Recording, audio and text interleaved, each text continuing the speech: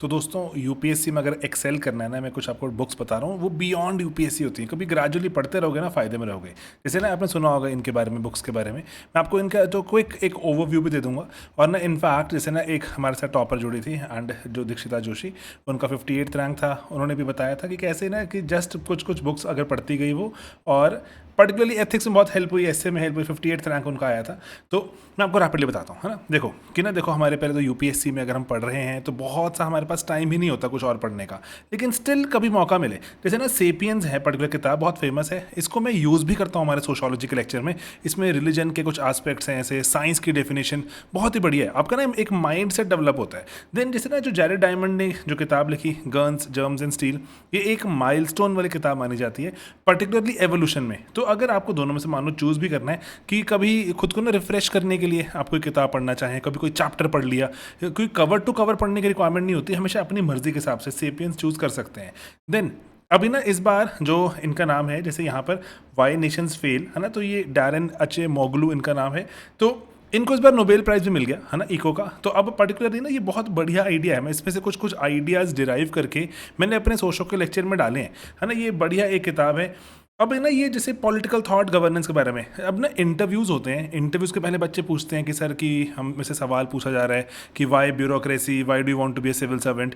ये एक किताब बहुत ही बढ़िया आंसर करती है कि कैसे दुनिया में जो कंट्रीज़ हैं जो बहुत प्रॉस्परस हैं और डेवलप्ड हैं, कैसे डेवलप्ड हो गई, उसमें ब्यूरोक्रेसी का रोल।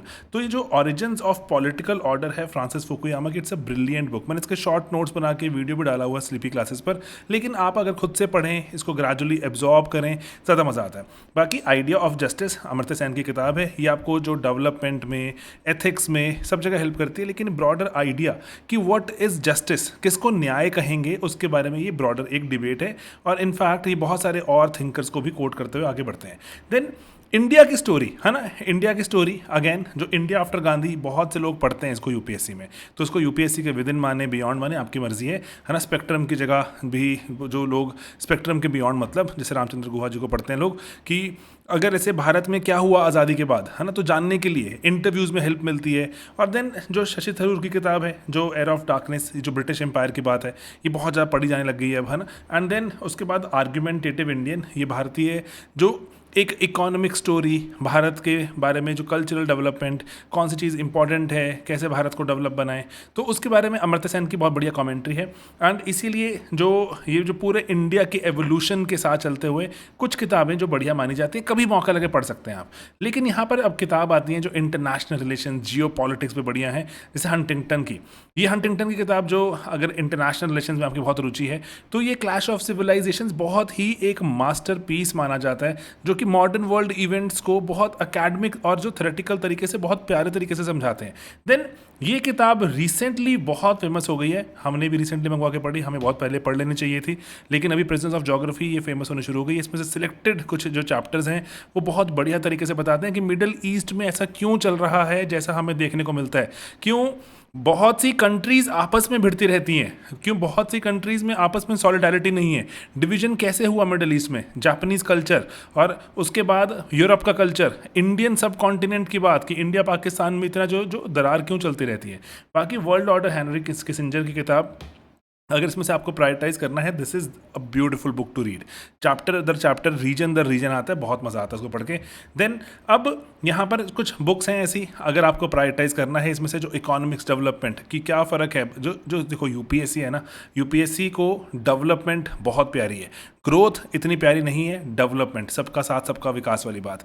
तो जो पी साईनाथ जी हैं, द हिंदू में आर्टिकल्स लिखते थे, 1990 से 1992 के बीच में इन्होंने बहुत से आर्टिकल्स लिखे कि कैसे जो डेवलपमेंट के नाम पे, और इनफैक्ट जो ड्रॉट रिलीफ के नाम पर कितना स्कैम्स, कितनी करप्शन चलती है, और पर्टिकुलरली कैसे गरीबों के विकास के लिए पैसा आता है लेकिन बहुत से जो पैसा डाइवर्ट हो जाता है। तो किताब लिखी इन्होंने, एक काइंड ऑफ अ कंपाइलेशन थी, everybody loves a good drought. तो ये मास्टरपीस मानी जाती है। और how not to do drought relief के बारे में बात होती है।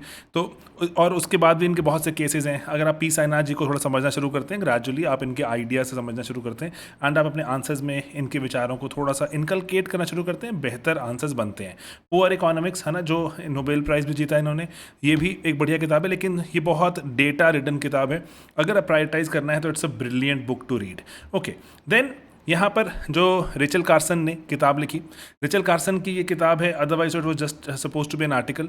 वो रेडियो जॉकी हुआ करती थी एंड अकॉर्डिंगली जो बात करती थी अबाउट कैसे इन्वायरमेंट ख़राब हो रहा है 1960s में यूएसए में, कि कैसे जो बहुत सारे इंसेक्टिसाइड्स हैं, जो पेस्टिसाइड्स हैं, उनके चलते बहुत सारे जो पंछी मारे जा रहे हैं। तो वो ऐसे ही एक जो आर्टिकल लिख देती हैं, बहुत फेमस हो जाता है कि कैसे जो जो छोटे छोटे जो कीट होते हैं, जो पेस्ट्स होते हैं, जो इंसेक्ट्स होते हैं, उनको खाने से जो बड़े बड़े जो हमारे बर्ड्स मर रहे हैं, क्योंकि इंसेक्ट्स को मारने के लिए इंसेक्टिसाइड डाला जाता है। इंसेक्टिसाइड को जब बर्ड्स खा जाते हैं, बर्ड्स में भी फिर वो एक तरह से मान सकते हैं पॉइजन पहुंच जाता है, तो वो मर जाते हैं। तो अब ये बहुत ही एक सिंपल तरह से बताई हुई एक बारीक पतली सी किताब है, लेकिन ये इसने दुनिया बदल दी। उसके इनफैक्ट तो ये इतनी किताब फेमस इसलिए हो गई थी कि जो खुद भी रेचल कार्सन डेवलप्ड कैंसर, तो उनका पॉइंट भी वही था कि ना स्प्रिंग जो एक जो मौसम बदला है, एक बहुत सुहानी कोई जगह है, लेकिन वो शांत है, चुप है, पंछी अब चहचहा नहीं रहे। साइलेंट स्प्रिंग आप पढ़ेंगे, आपको बहुत मज़ा आएगा।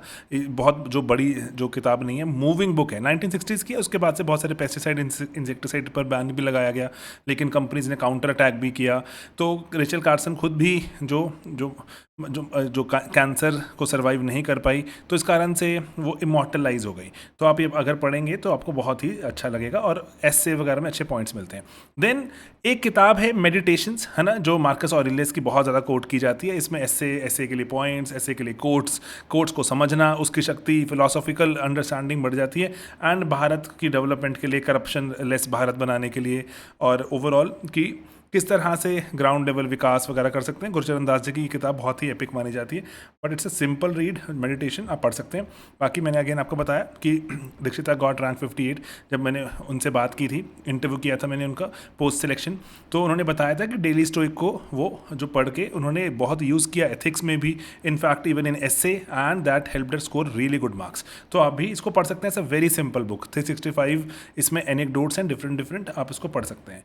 तो बाकी बस मेरी सिंपल रिकमेंडेशन है कि बहुत ज़्यादा लोड मत लीजिए, क्योंकि यूपीएससी की पढ़ाई पहले ही बहुत ज़्यादा होती है। एंड देन 15-20 मिनट की रीडिंग रखेंगे, सिर्फ डाइवर्स रीडिंग होती है, कुछ और पढ़ते हैं, वैसे ही दिमाग का विकास होता है, क्योंकि आप एडिटोरियल्स भी पढ़ रहे हैं, अपने नोट्स भी पढ़ रहे हैं, लेक्चर्स भी लगा रहे होंगे, बुक्स। तो 15-20 मिनट बहुत जो आपको दिमाग को शांत करता है, डाइवर्सिटी लेकर आता है। एंड कुछ कभी नोट्स स्क्रिबल कर लिया, कभी पेंसिल से मार्क कर दिए, है ना, दैट्स इट, ताकि कभी जब रिविजिट करो पता हो कि भाई कुछ पढ़ी है किताब। बाकी वही ना, क्योंकि थॉट इंप्रूव होता है, आपकी क्लैरिटी इंप्रूव होती है, जो आपकी जो विजन है ना, जो वो ब्रेथ, उसकी ब्रेथ इंक्रीज होती है। तो इसीलिए बस मेरी आपसे सिंपल रिकमेंडेशंस हैं कि ये बुक्स आप देख सकते हैं, क्योंकि बहुत से बच्चे पूछते हैं कि सर यूपीएससी की प्रेप कर रहे हैं, लेकिन यूपीएससी की प्रेप के बियॉन्ड कौन सी हम और किताबें पढ़ सकते हैं। तो these might be some really good books to begin with. और आपके ऐसे कोई डाउट्स, क्वेरीज हों, तो मैं ऐसे कंपाइलेशंस आपके लिए ले आऊँगा।